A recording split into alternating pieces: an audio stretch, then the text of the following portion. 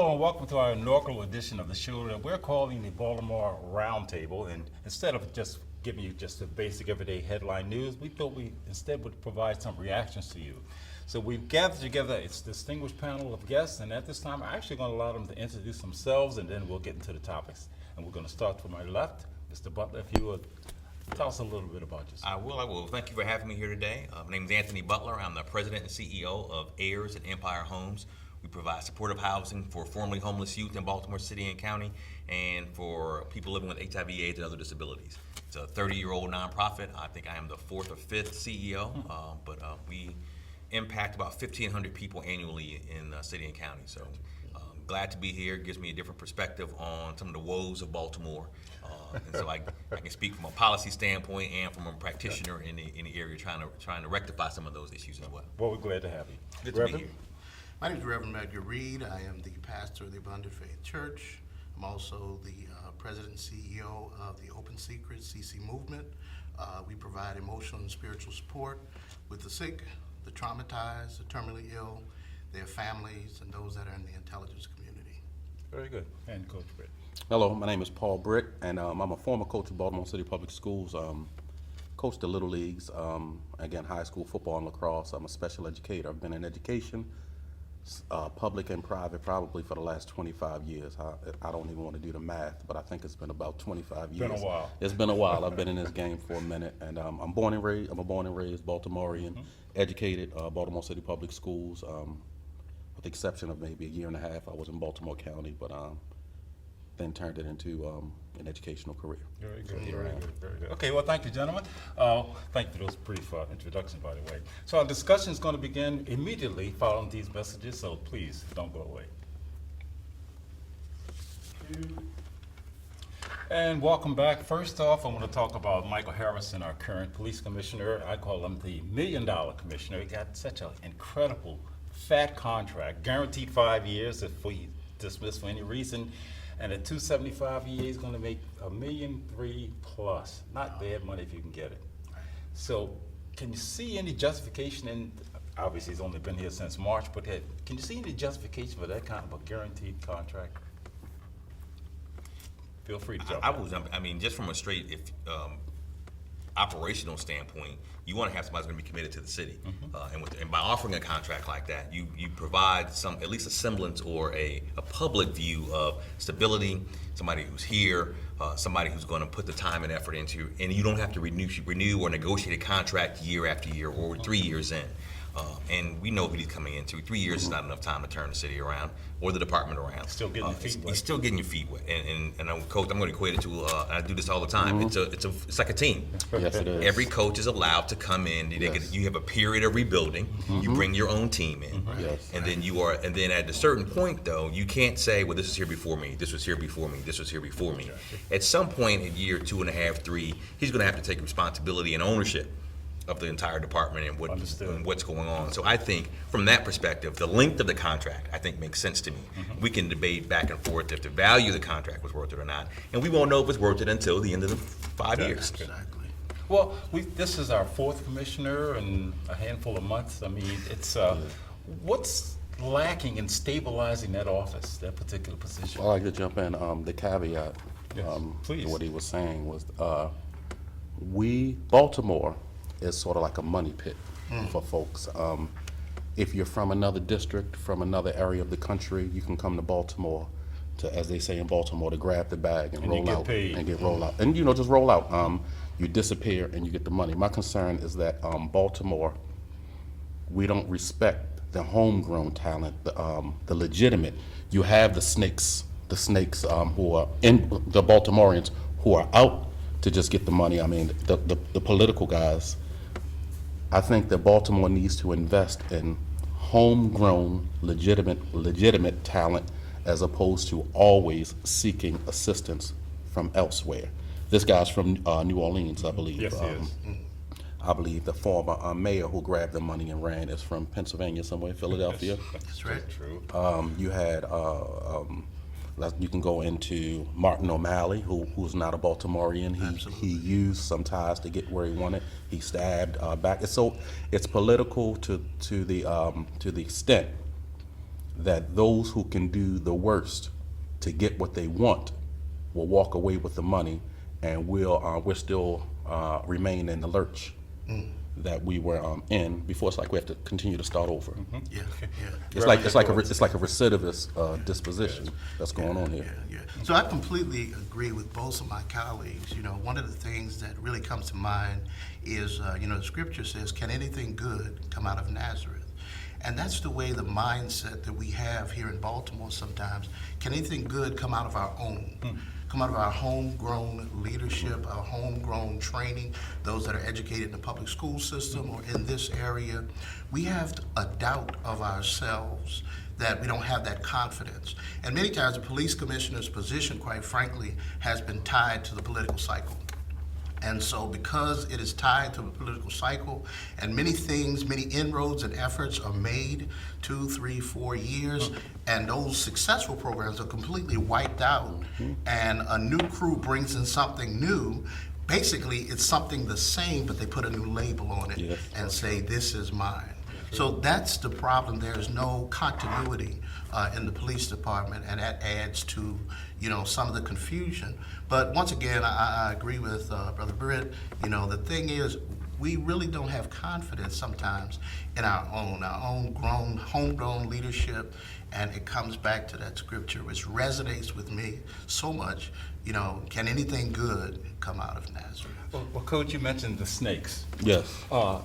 Could it be the case that the self-doubt, lack of confidence in a homegrown individual, is that what's allowing the snakes to thrive? Well, you have a body that exists within, and it has many tentacles. Yes. And it reaches far. And these interest groups sort of look out for themselves, and it's unspoken, but it's obvious who these people are, where they have a self-interest and a motivation to line their pockets and leave. So the people who shouldn't be there, it's not a secret. Everyone knows. It's like the neighborhood drug dealer who everybody, I don't know why it's bad around here, when everybody sees whoever he is or she is on the corner doing their thing, and they walk by it with blinders or blind eyes. It's so obvious that it's blaringly obvious. And I think we should be careful, at least of our language right now anyway, because the current commissioner hasn't at least shown to be that type of person, That's right. right? And so although he walked into a culture and a city with the history of that, we can't paint him with that brush yet. Right. So just want to be somewhat diplomatic at this point, give the man a chance. But because he hasn't shown, and I think he's done quite the opposite. From my perspective, and some of the way he has really hit the ground, not running, but at least he inserted himself into the community in a way that other people not from Baltimore failed to do or couldn't do effectively. So he was able to come in and at least do that. And his first few months, he ran into some stuff. I mean, he no question. was challenged No question. almost immediately, Absolutely. but didn't back away from it. And I think, unfortunately, his experience in New Orleans, he has that. That experience. Baltimore- that has that experience. Baltimore- Very similar. Go ahead. Why do you think you say he ran into a lot of stuff? Well, every change with the commissioner seems, there always appeared to be a spike in the number of homicides. Now, I mean, just in the last month or so, we got 8 people shot in one night, 5 people shot another, a teenage shot in his leg, and of course the new deputy commissioner was arrested, he and his wife, excuse me, not arrested, but robbed, a couple weekends ago. It's, what? You have to be careful. Is it because of this transition? What happened? I don't think it's a transition. It's the heat. Also, you have to be Seriously. careful And that's of transition. statistics. It is, right. You have to be very careful of the statistics. I know a few law enforcement friends, and there are times where they report more incidents than they do at other times. So they will report more murders than not. Sometimes they'll report less murders than what actually happens to make it seem like a program is working.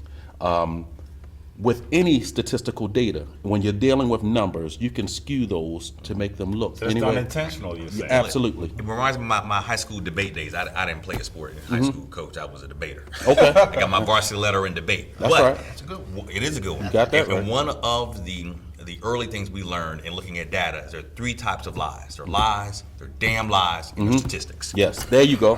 There you go. There you go. Absolutely. That well. And, a part of that, we put our elected officials sometimes in a position, whether you believe it or not, to lie. Yeah. It's like if your wife came home to you and asked you, do I look fat in this dress? Obviously, you probably would say something that's complimentary Yes. and not agree. So a lot of the times our elected That's not a lie. officials, well, I'm gonna leave that alone. He's the attorney, and so I defer to him. Yes. But a lot of the times our elected officials are based on getting reelected. Yes. Based on finding those things that are consensual in the community, they're put in a position to say things and do things that seem like they are succumbing to, what is not in the best interest of the community. And That they also re-elected have, word just jumped out at me. Do you think the lack of change of leadership is part of the problem? I mean, some of the people in leadership have been there 20 years or more. Yeah. No substantial change has taken place as a result of their continuance to be re-elected.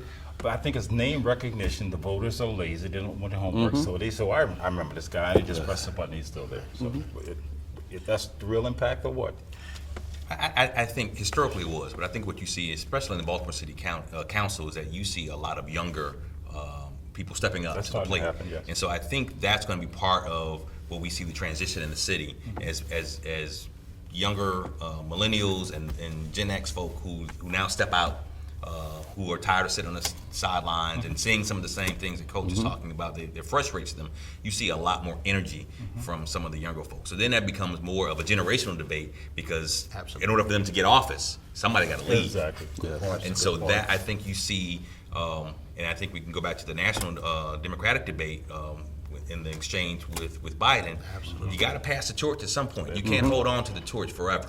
And so, and it's realizing that.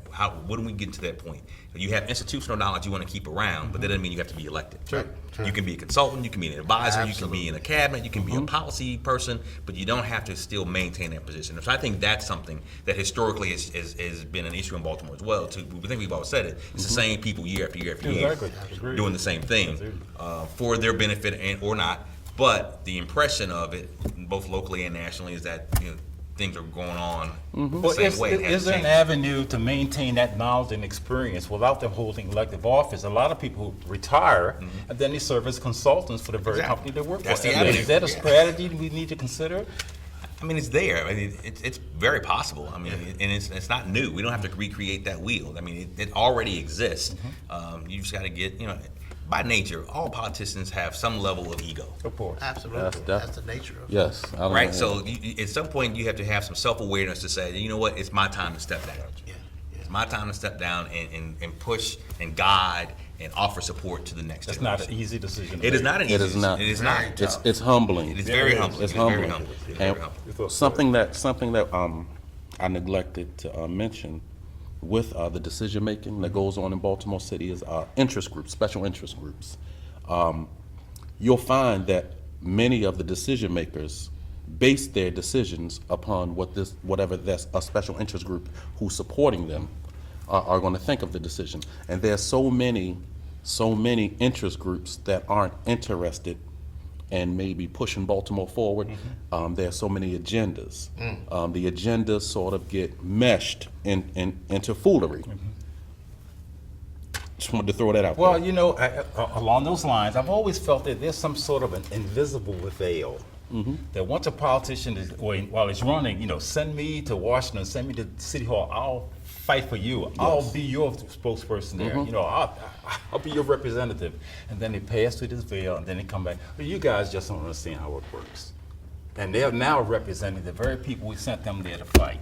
Yeah. I think some of it is naivety too, especially for the newer folks who make those promises. Then they get into the system like, oh, this is not what I thought Right. at all. Yeah. And so, I think that's the shift. That's how I perceive the shift. Right. Is that when you're on the outside looking in and you say, I'm going to be the outsider Yeah, that goes, yeah. I'm going to drain the swamp. And then you get them like, whoa, this is It's a little, it's a there's little, no little plug to more. this. Do this. Little I gotta, more. Yeah. I've got to navigate and build alliances with people I never thought I would build Whole alliances different with. world. Yes. It's a whole different world in order to accomplish one simple thing sometimes. So I think that's the reality of it. And that's that, when you come in wide-eyed and you've got, this fresh perspective, sometimes the reality of it will quickly bring you back. Well, you mentioned about the changing of the guard and the difficulty in it. A lot of times, what comes with longevity is not just experience gained, but also you move up. You become the head of this particular commission, this governing body, what have you. And that takes time. You have to be in office, takes some years to accumulate to get in that position of making decisions. I agree. Right. Yeah, one of the things I think that, a lot of people have to realize, one of my mentors, Parent J. Mitchell, who was the first elected black congressman, taught me is that there is power in staying in the rear with the gear. That's one of the slogans that I'll have to write in the that United down. States Marine Corps used to say all the time is that, stay away from what we're doing now, the cameras, stay away from the limelight and stay in the rear with the gear and learn how things work, learn how the money flows. Because eventually, one of the things he said to me that I'll never forget is that, sometimes it's useless to contact your elected official. It's better to contact his top 5 donors. Yes. And Wow. make your Yes. concerns Yes. to his top 5 donors, Yes. and then you will get an action. So if you Yes. need your street paved, or if you need something done, it's great to have your elected official, but when you contact their top 5 donors en masse, and then invite the elected official, there seems to be a certain urgency. That's right. That's put into play. Well, obviously, you agree with that. I mean, Yes. give me Yes. some feedback. Why are you so leaning toward that? Well, it's sort of like follow the money. If you want a decision made, decisions are made based on finances. I'm not going to. I'm speaking. This is not me speaking. I'm speaking as if I'm speaking for someone else, an elected official.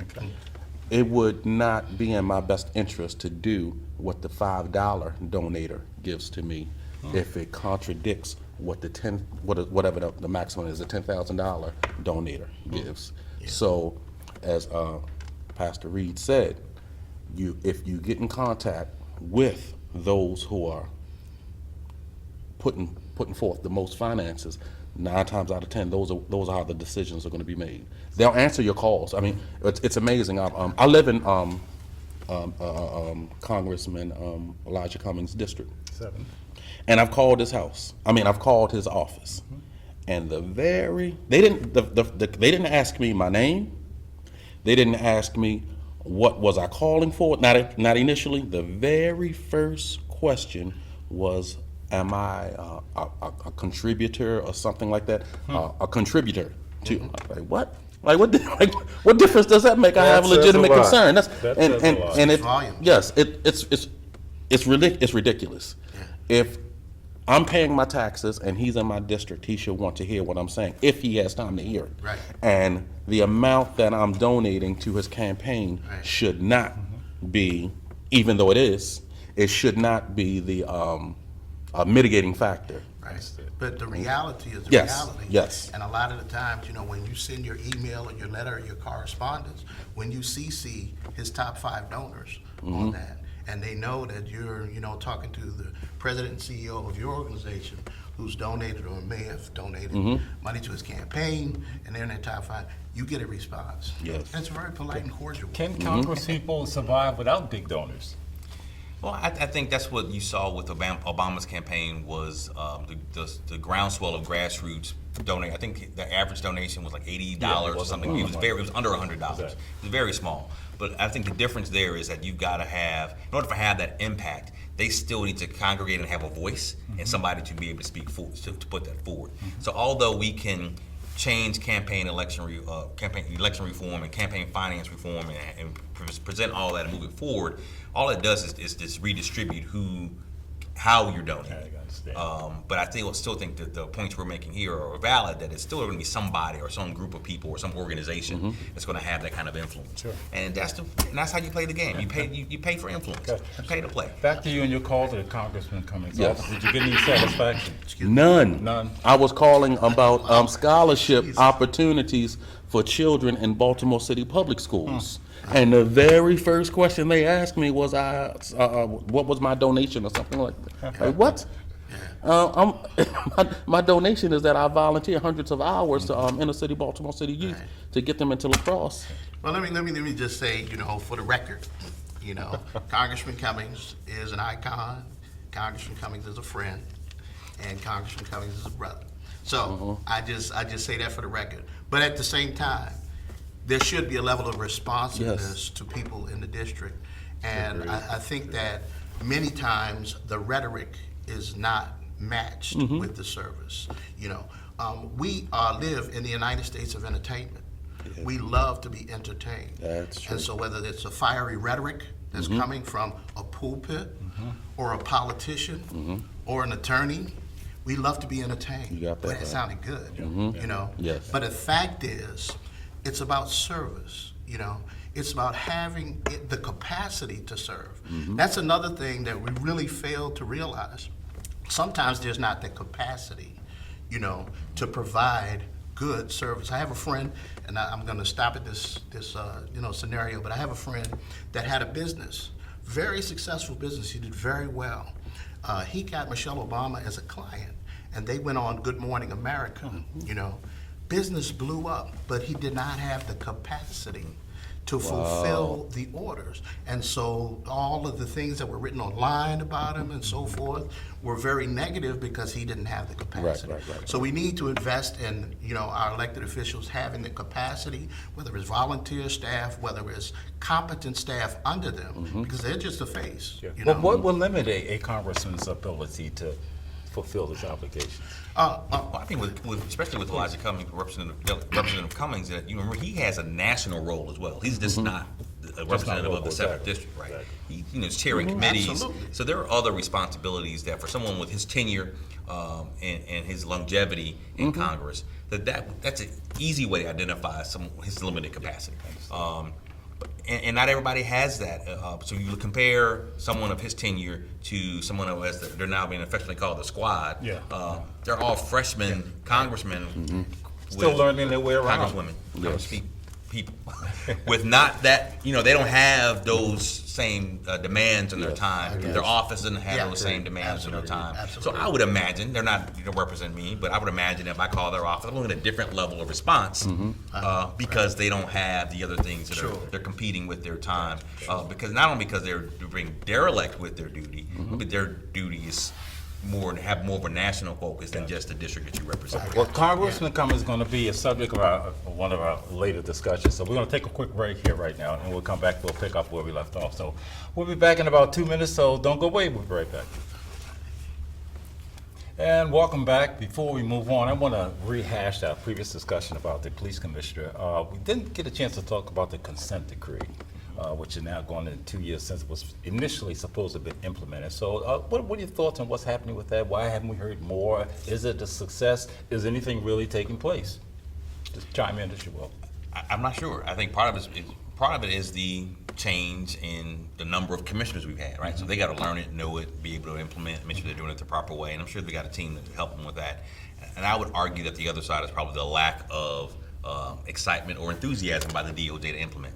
Absolutely. So that's my 2-second review. And referring to the statistics, if the statistics aren't meeting the expectations, you're not going to hear much about it. My thing is, I concur with the attorney that, you know, the DOJ is just not enthusiastic about enforcing any of the consent decrees. And so, you know, it seems like there's a lack of will on their part to be a partner with the city that the commander-in-chief refers to in a derogatory Oh, boy, manner. yes. We're going to Right. get into that later. Well, can the police department really police itself? Are they really the ones who investigate themselves? And wasn't there supposed to be an independent individual who's supposed to have been overseeing all this? Whatever happened to that? Any thoughts? I think there was an issue with the initial announcement of who was selected, and then, after that, you didn't hear anything about Just who. sort of went away? It kind of went away. So I think the concept was a good one.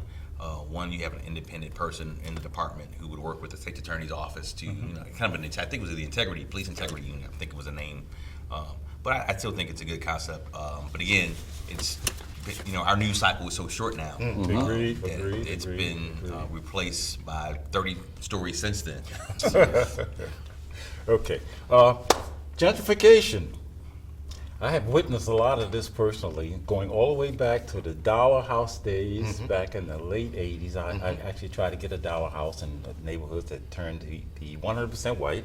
It wasn't in those days. In fact, I was declined 3 times each house I applied for. No, we're going to do something else with it, of course. Now that's the Federal Hill area. And Those houses sold for $1, some of them are selling now in excess of $1 million. And part of the gentrification now, they've secretly, I tell people, secretly, in my opinion, built a city inside of Baltimore Absolutely. City. We call it Harbor East. If you ever go down there, it's overwhelming what's happened there and in Fells Point. Absolutely incredible. And the slow creep outward has been these bike lanes, which I find to be extremely invasive. I was at Center Stage this past weekend, coming out Monument Street, which was probably 3 lanes plus parking, is narrowed down to almost a single lane down the middle. On either side, they've taken up 2 lanes, providing 2-way directional bike lanes. I mean, you could drive a tractor trailer down what's been set aside for bike lanes. And some streets is really ridiculous. Maryland Avenue, where you park in the middle of the street. So imagine getting your 90-year-old grandmother trying to step out the car into traffic in bad weather, in snow and rain, and all that sort of stuff. So there was a book that came out recently. It was labeled "Bike Lanes Are White Lanes." Wow. So just the title alone, I found very intriguing. So, what are your thoughts? Well, I can say, you know, that's a very intriguing title. Yeah. And I think you know, that falls in line with reality. You know, I think that's preparation for something that's coming down the pike. No question. I can say, and you know, I'm not a prophet, nor am I the son of a prophet, but I can say that you know, just looking at the areas that you have cited, you know, Fells Point, Harbor East, Federal Hill, Canton, those will determine who our next mayor is. You know, those areas, because of maybe voter suppression, maybe just discouragement and lack of confidence in our own, those areas, I believe, will determine who the next mayor of Baltimore City is. The new affluency. Absolutely. I want to piggyback on what Please you're do, saying. please. With the bike lanes, it's definitely a symbol of gentrification. And as you stated earlier, there's like a sub-city, like from The Wire, that what was it called? Amsterdam. All right? There's like a sub-city that's going on, and they want what they want, and they're getting what they want, and slowly but surely, they're going to work their way out, east, west, north, south, and while they're working their way out, they're going to steadily push, and which is probably why we're having an influx of foolery in the outskirts, the counties, the Randallstown, the Woodlawn, the Essex, the Edgewood, the places where they really didn't have a lot of issues. The gentrification that's going on in Baltimore, it's been going on for maybe, I'm almost 50. I've seen it for at least 25 years. I didn't believe what I was seeing initially, but the proof is in the pudding. I'm seeing dog parks.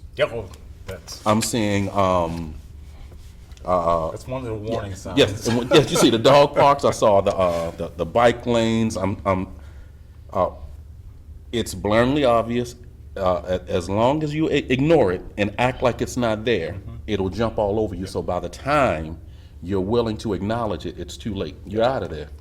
And I think that's an opportunity for the community overall to, if we are identifying just 4 men having a conversation without much, forethought into it, that you can see what these signs are. I think where we're missing the boat is that we don't have the financial education, Here we go. the capacity in our community to acquire some of those properties. If we know what the neighborhoods are, so Yep. And that's what we do in our agency as a housing agency.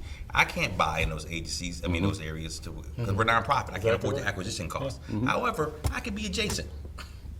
And you target those adjacent neighborhoods because, to your point, with the dog parks and the bike lanes, when they start to expand, if you're already there, you're already there. Yes. Yeah. And so I think there's strategies out there. There are some groups I know now that are doing it. You can look into your own REITs, real estate investment trust. You can, churches can form their own investment groups. Absolutely. I know a number of smaller groups of people of color in the city who are doing that. And are very vocal about it. Like, this is my neighborhood. This is what I'm doing. Yes. How do you know? Oh, I told y'all 3 years ago this was going to happen, and now it's happening. happened. And so I think the opportunities are there. You can still, the acquisition cost to get into some of these neighborhoods is still pretty low. And if you have the wherewithal to do it, great. If not, team up. Yes. Absolutely. You have to and be get smart. it done. It have to be smart. You have to be Especially smart. now with opportunity zones in Baltimore City as well. Absolutely. I There want are to a jump number of into some- opportunity yeah, zones please, go ahead. that we need to tap into as a community. That again, they're there. Mm-hmm. The literature is there. It's happening around us. We can't say we didn't know. Yeah. Yes. And I guess it depends on what your Facebook or social media feed is, but the information's out there. Yes, it's there. And it's there. happening And all around you us have on to a do- day-to-day If basis. you open your eyes and look, Yep. I was at the Rotunda Shopping Center. Oh my God! And Talk about transition. yes, I mean they're playing frisbee. Yeah, they have outdoor concerts. It was beautiful. Absolutely. And and when you touched on opening your eyes, I worked at it was Southern High School from 1999 to 2002. Digital Harbor. It's now Digital Harbor. I was there when they were before they named it Digital Harbor, and they were trying to come up with some names, and people will deny this is the truth. The original name for that school was supposed to have been Southern High Institute of Technology until they looked at the acronym. Oh my God! Okay, all right. Until they looked at the, they said, okay, we can't do that. Okay, so then it changed. We're to, gonna put that yes, up with them. Yes, That's the yes, phone. yes, yes. There's another word. Yes. All right. So those houses on Cross Street and all those little, they were alley, dirty 10-foot street. wide Yes. houses. Shotgun houses. I've heard people refer to it. And the families, they were attending Southern High School, and we were having a mass transfer. Sure. We're moving out to Harford County. We're moving. Like, what's going on? You all, you don't look like the kind. You know, I hate to say it.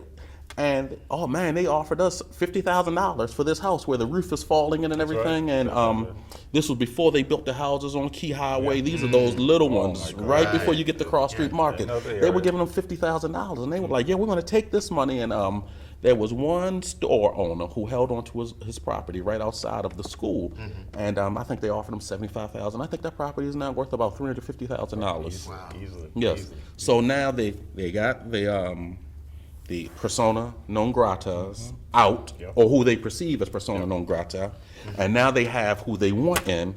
The value, property value shoots up. So now you can't come Can't back. come back. You can't come back, and it's steadily, as you state, the sub community is now just spreading. Exactly. And the neighborhood where I'm from, I'm starting to see it. Howard Park. Oh. I'm always in the neighborhood. My dad's house is there. I'm watching people walking dogs.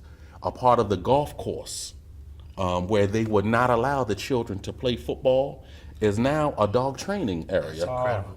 It's a dog up. Like what My in own the neighborhood, world? right, Yes. yeah. So they don't want to give they were, as children, they would run us off of this little strip, call the police, whatever, and we were just playing football. And they've turned it into a dog whatever area. There was a softball field, Collins Field, right at West Forest Park and Hillsdale, correct? Wow. They turned it into a driving range.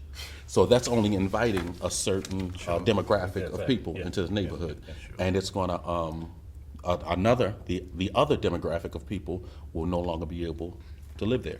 Before I forget my point, I want to go back. We were talking about the bike lanes. One of the most old and stable communities, Roland Park, actually had those bike lanes removed under Mayor Captain Pugh because they were creating all kind of hazards. Fire engines couldn't get down the narrow streets, and we have the issue too in one area in southeast Baltimore. But that's one of that's one of those dog walking areas, jogging areas, jogging with the baby in the baby carriage areas. And to see that happen in that affluent neighborhood really kind of surprised me. I mean, why were they successful in having those bike lanes? What do you think? Well, to me, if you look at the socio-economical portion that Roland Park is, that's old money. That's Baltimore City old money.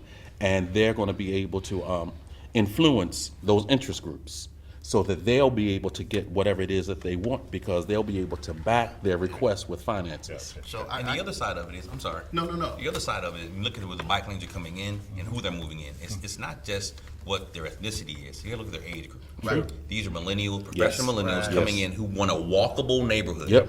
Which means either a scooter Yes. or a bicycle.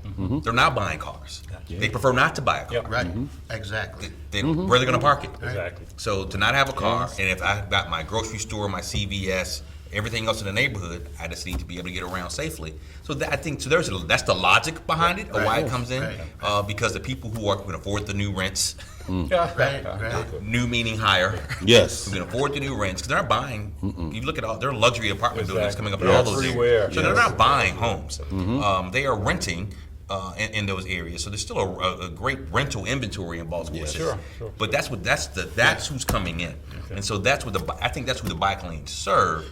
And I would even argue that it's not just that's universal. That's not just young white folk. That's young black folk too. Yes. But Yes. again, they're not from Baltimore. I think that's the key thing. They're not from Baltimore. Absolutely. They're people being lured. The jobs are here, despite what people think. There are jobs in Baltimore. Yes. But are we educated and trained to get them? There we go. Yeah.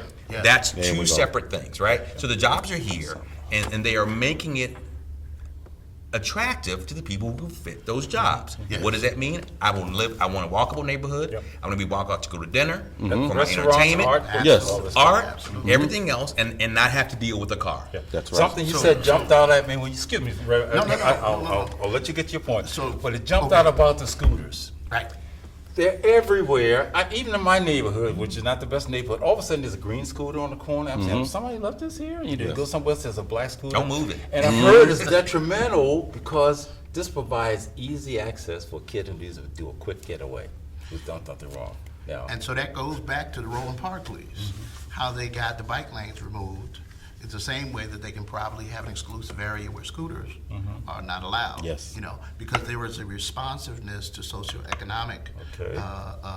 conditions in Baltimore. Gotcha. And 90% of my clients who were going on hospice and palliative care came from the Roland Park area. You know, as my colleague mentioned, old money, you know. And so a lot of the times they're leaving their properties to their children Oh, yes. and so forth. Yeah. And they're making sure that it's a walkable neighborhood, but yet it's less desirable to have bike lanes because the population, as you had stated earlier, is not conducive to riding bikes or scooters and so forth. So we'll probably see some changes in the city on certain areas that may or may not be prohibited. gotcha. They don't want that traffic there. For sure. That traffic brings a different element. Okay, well, we need to save the bulk of our time for our last topic, so we're going to take a real quick break, and we'll get into Donald Trump, obviously, Congressman Cummings, and the potential mayoral race in Baltimore City. So we'll be right back, so please don't go away.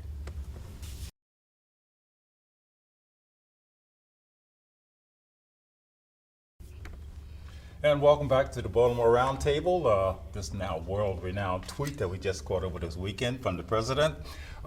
Congressman's Cummings district is disgusting, rat and rodent-infested area that no human would want to live there. Gentlemen, you're free to chime in wherever you wish. Well, we all know that it's a deflection and distraction from what has been going on with the news. Whenever something is not going in his favor, he'll twist, turn to get folks to talking about something different. But I'm going to read it. There's so much money sent to Elijah Cummings district when it's considered the worst run and most dangerous anywhere in the United States. There's some validity to it. And as we were just stating, it gets people talking about it. And sometimes we don't listen to the message. We scrutinize the messenger. He said, no human being would want to live there. There's not no human being. There are people moving away from there because of the crime that encompasses his district. Exactly. I was robbed and carjacked in his district. You too? Yes, we have that. There's a lot going on in the district. People, I don't want to walk outside. I am hesitant when I see someone who looks like me walking towards me. When it shouldn't be that way. So But I Well, think let's that's, pick big on it. Go ahead. but that's an unfair assessment in some ways. Do those things happen? Do they occur? Yes. Is it the representative of all of his district? No. No. And so I think that's the point that's being missed as well. Right. And I think that's why you see the response by those people who are from Baltimore, who love Baltimore, who represent Baltimore, have clapped back, as they say, in a very fierce and strong way. Because do those things exist? Are the facts of the text true? Yes, Yes. in some portions of the district. How about- it is not representative of the entire district. It's not representative of Ashburton. It is It's not. not representative of 10 Hills. It is not. I mean, It is not. Howard County. It is not. It is It is not. representative of his It district. is It absolute. a portion of That's his right. district. It's a portion. Now, it has some validity. Every district in the country and has he- that portion. Yes, he only threw it out to get a reaction. Is this misdirection? Yes, Yes, that's all it is. clearly. But it has some validity to it. And when he stated, "Where's all the money going? How much is stolen?" That touches on what I was speaking about earlier. We're getting so many representatives, so many people who are supposed to represent us, and this is not for Elijah Have been Cummings. for Right. years. Yes, for and for years. years, Baltimore has been this spot where you can come, get tell a few lies, get your money, and roll out. Yep, Right. yep. And we talk about Catherine Pugh, okay? But what about Sheila Dixon? Yeah. And everybody loves Sheila. Sheila, she lined her pockets also. Where's the She- accountability? There is no So accountability. this is what I would say, and I hear both sides of the argument. I say it's 3 words: fix or flame. Fix or flame. We all have to have a time of accountability where we either dedicate ourselves to either fixing it or adding to the flame of the fire. Yes. You know, either addressing the serious issues or dealing with the back and forth barbershop talk. You know, that's not productive. That's That's not correct. constructive. But if we dedicate ourselves to fixing genuine and authentic issues that may not be sexy, they might not be, you know, good for the cameras, they may not be, you know, blown up. But the fact is, in every district, there's money squandered. Yes. You know, in But every Congressman district. Cummings is no newcomer. He's been there almost 25 years now. Can we honestly say that District 7 is 25 years better off because we had Congressman Cummings there for 25 years? I think that's an unfair question. I reject the question because he does not run the. I mean, he is our federal representative, right? So when we say all politics is local, he has an impact on what we do on a national scale. But I will pull it back to the city council, who we should be looking at. If we're I going to agree. complain about the quality, especially the area highlighted in the text and highlighted in, and we cannot neglect the fact that the president received his information from a course. Republican strategist. Of course. Of From course. Baltimore, Now, that's or at an least interesting claims to point. be from Of course, Baltimore, of at least, course. Right. who then makes a cell phone video posted to her social media account, and it gets picked up by Fox News.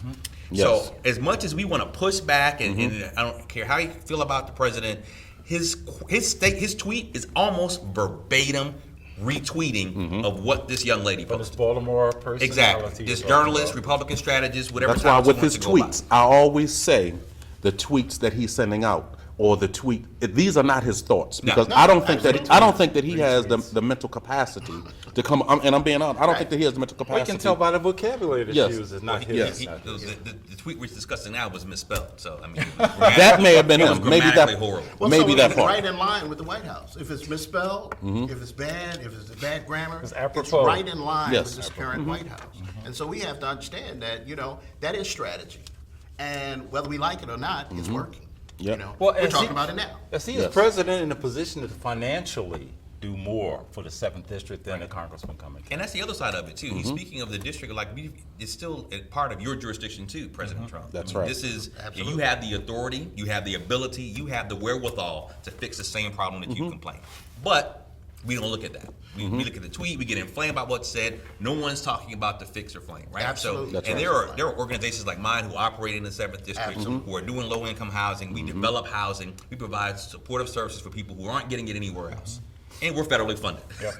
Well, you Right. know, So there are good. public and private partnerships there between the city, foundations, local government, federal government that are doing work in the district. Is it enough work? Yes. Do I wish I had more funding to do what we do? Yes. Do I wish more people like me? Yes. Bring on the competition because it's not competition. Right. Because we're doing God's work. Absolutely. And Absolutely. we are trying to help those who don't have and to the point we said earlier.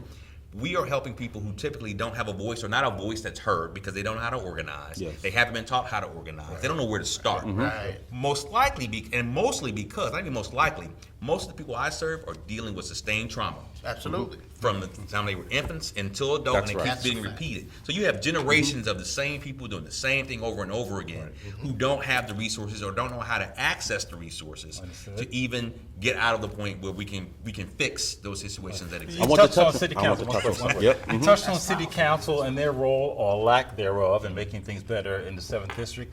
And I was just reminded of the George Bush election when the hanging chads, and I think about the term hanging participles. Are we, Right. or as our local leaders, just allowing comes to be hung out there to dry? Are we defending them enough or supporting Well, them I think enough? They came out in force the other day. There Absolutely. was a I think they press came release. out in Yeah, force, exactly. but But that's as a result of the Congressman tweets. Elijah Eugene Cummings needs no defense. His record speaks for itself. Yeah. You know, just like Mueller said, you know, I think, you know, his report spoke for itself. Now, you know, his testimony was not the most dramatic. True. His testimony was not the most sexy, and that's where the entertainment factor comes in. Yes. You know, we live in the United States of entertainment again. So we need somebody like Hope Hicks, who has, you know, a dolled up face, you know, a beautiful figure, something. We need somebody like Omarosa, who, you know, you could beat the face and have the lipstick done to appeal to the camera, Yes. to be more appealing. But his testimony was factual. That's all he did was His state testimony facts. was true. That's all he His did. testimony was accurate, but it wasn't sexy.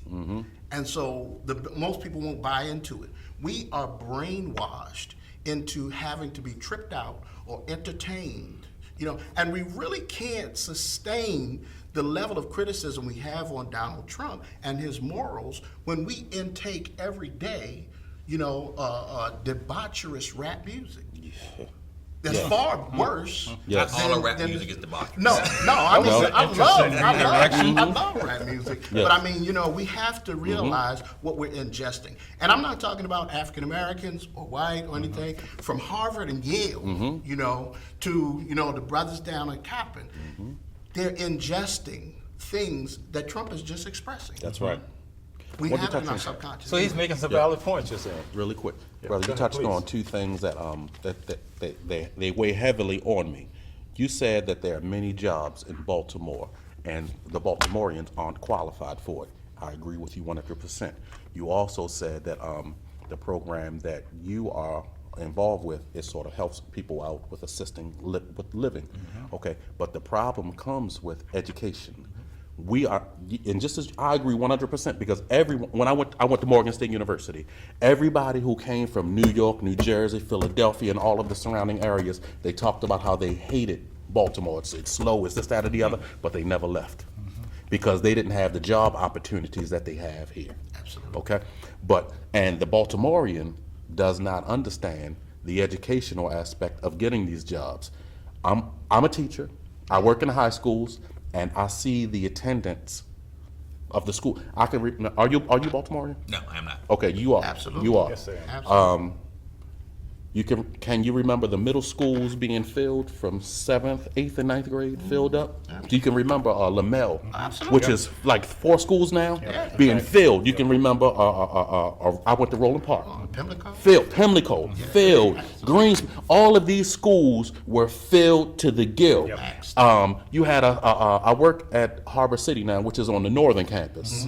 Northern now has 3 schools in it, and it's still not full. I can remember 2,000 students at Northern. I can remember 2,000 students at Northwestern. I can remember 1,000 students at Forest Park. Walbrook was loaded. They had to build Southwestern for an overflow from Walbrook. They had to build Northwestern because there were so many students at Forest Park that they couldn't.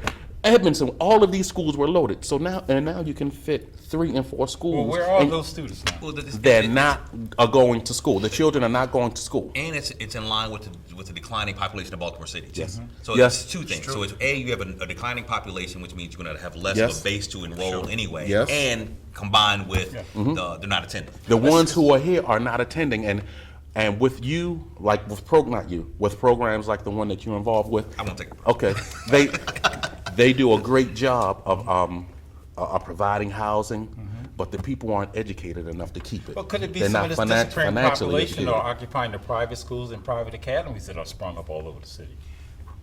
Well, the kids we're talking about aren't one of those private Yeah, schools I'm anyway. talking Right. They're not, Yes. unless they are fortunate enough and gifted enough to have some athletic ability, and someone recognizes that ability and is willing to work with them.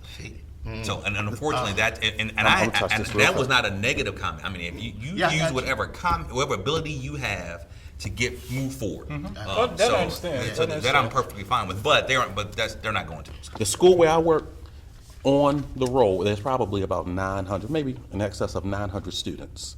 And this is an alternative, overage, undercredited. This is providing them with an opportunity to get what they didn't get Right. okay? And it's laid out for them, all of these programs.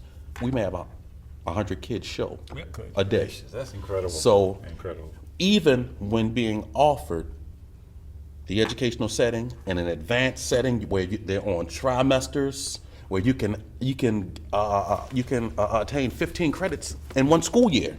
You have kids who are in that school for 3 years. Well, how's the school superintendent addressing this? Or, Well, I don't think they can alone. I think that's part of the reason why I think we have all these partnerships, and why I speak about partnerships and collaboration in the community, because that's one aspect of it. You can set it up, but there's still, if I don't know where I'm going to sleep the night before, where I'm going to eat, or I'm taking care of a younger brother or sister, That's there are right. other barriers that we need to remove to Yes. make them successful. So Yes. that's why when we say supportive housing, that's what we mean by the support. We are trying to, and we use the motto, it's called housing first. So no matter what your situation is, if you qualify for the program, you're in. Yes. And it's hard to get out. You have That's to good. really mess up to get out of our program. You got to work hard. You got to work get out hard of to there. get exactly. Get out of there. And is that frustrating for me? Yeah, because sometimes I have the worst of the worst. Yes. But my job is to work with them. Yes. My team's job is to work with them. And I think that's what we're talking about. If we're the other side of that. Yes. So it is really looking at, all right, you're supposed to be in school. Why aren't you in school? Or if I see a young mom and I'm like, it's 10 o'clock in the morning, and why is your 5-year-old Yes. in the office with you right now, and they're not sick? and gentlemen, unfortunately, I've got to cut you off. We're running out of time. What? And I think it's interesting that this subject, we started out with the tweets and we Yes. got back on the Department of Education. And so that All just politics shows is you, local. Yeah. shows you how much more time we need to allow for the discussion. In fact, we've left several topics on the table, and maybe we'll get a chance to take more next time. In the meantime, I want to thank our audience for joining us for this edition of the Baltimore Roundtable, and we hope to see you soon for the next edition, hopefully next week about this time. Okay, you take care, and we'll see you then.